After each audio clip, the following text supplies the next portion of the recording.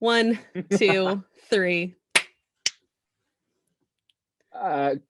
Surely it disproves the existence of God, doesn't it? Can an all-loving, benevolent creator who made man in his own image and fucking, just looks upon us with, just peace and come unto me and be saved. Surely the fact that fucking teratoma exists flies in the face of all of that.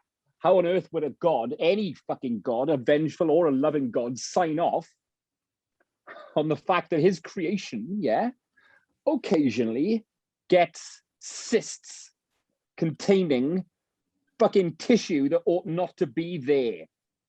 Did you really do? On what day did you do that, God? On what fucking day did you put that fucking? Did you pull that one out the bag?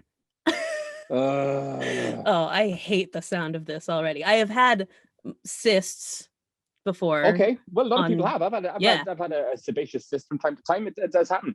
Yeah, I'm hoping you've not had a dermoid cyst. No, I don't. Well, I'm glad. I don't think so.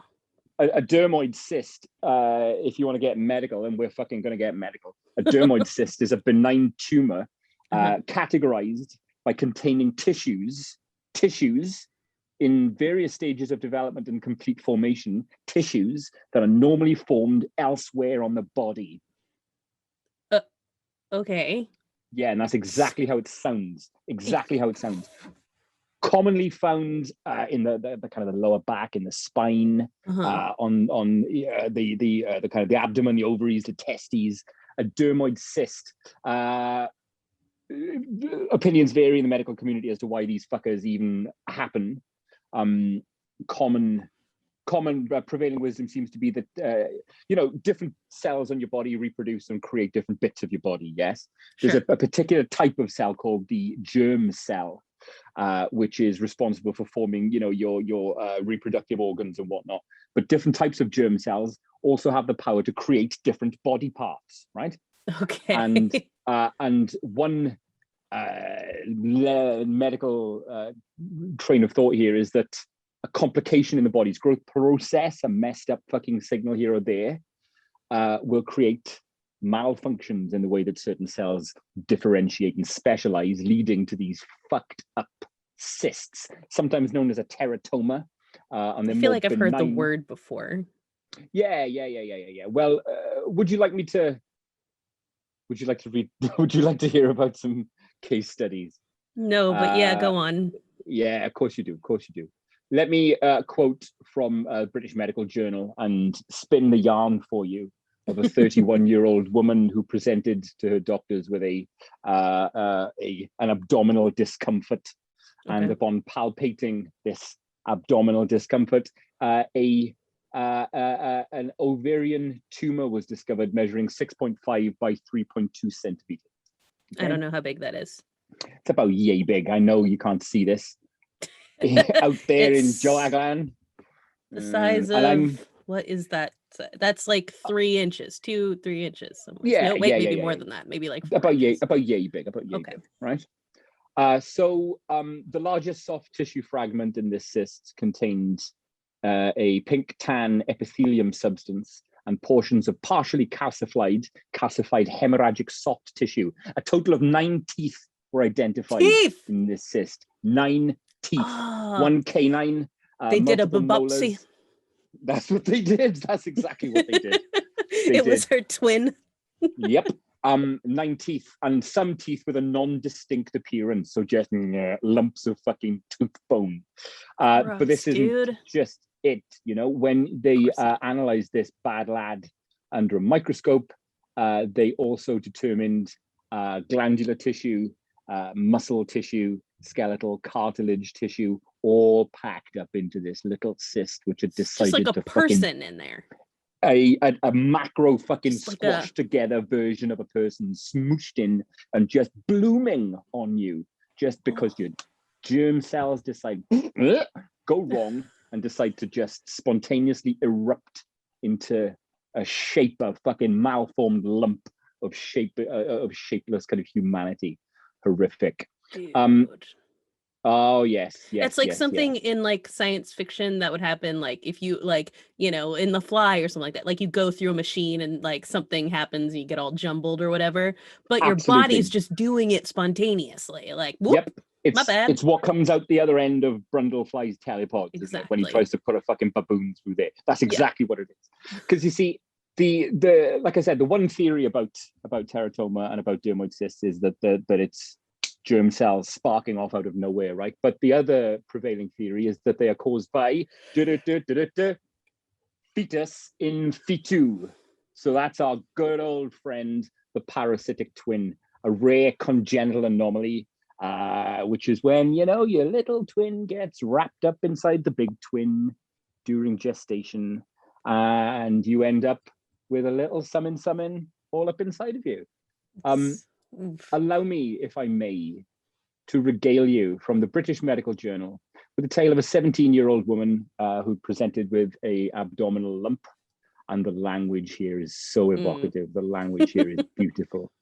So some medical jargon here, I apologize, because on exploration of this tumor, there was a large retroperitoneal encapsulated mass, all right?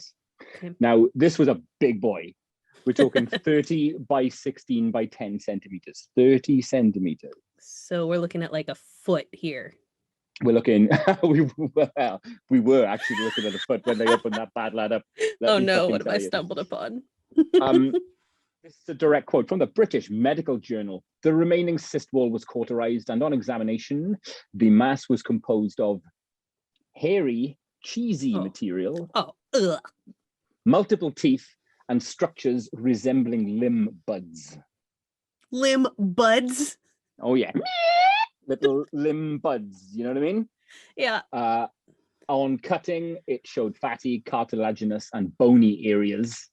And microscopically, there was a mixture of different elements, including neural, intestinal, cartilaginous, bone and skin structures. There was brain matter. The neural part there is what really gets me.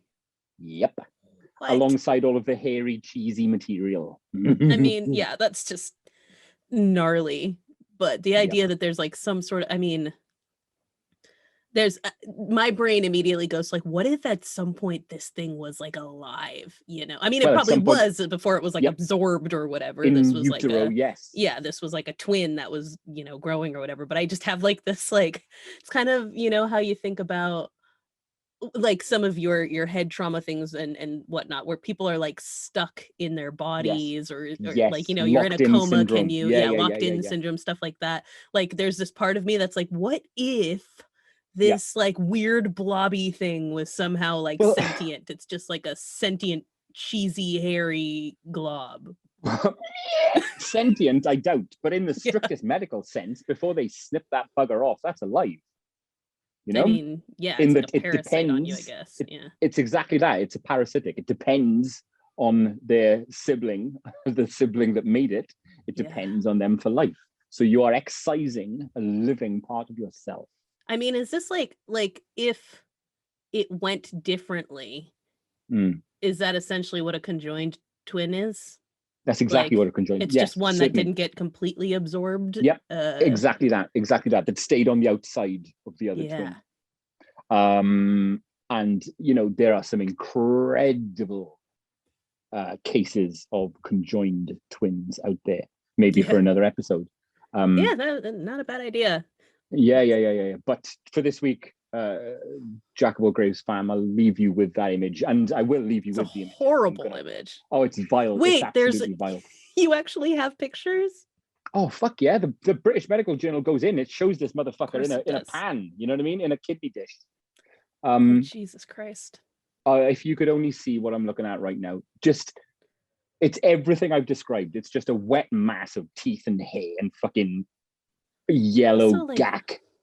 Anything that's like, you add hair to anything and it becomes 1,000 times grosser. There's just hair is disgusting, and when it's not where it's supposed to be, that's horrifying. So that's really, I like. Do you know what? It's giving me this visceral feeling like I have a hairball in my throat even thinking about this.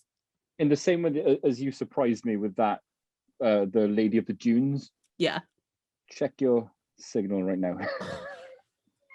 Does not feel like it's going to be the same, Mark. check that out. Oh, fuck. Ah! Oh, it's so much worse than I thought it'd be. It's fucking horrible, isn't it? No, I'm deleting it. I'm deleting it. I'm deleting it. How do I delete it? Jesus fucking Christ. Delete message for me. Oh my God. I'm not looking at it. Nope.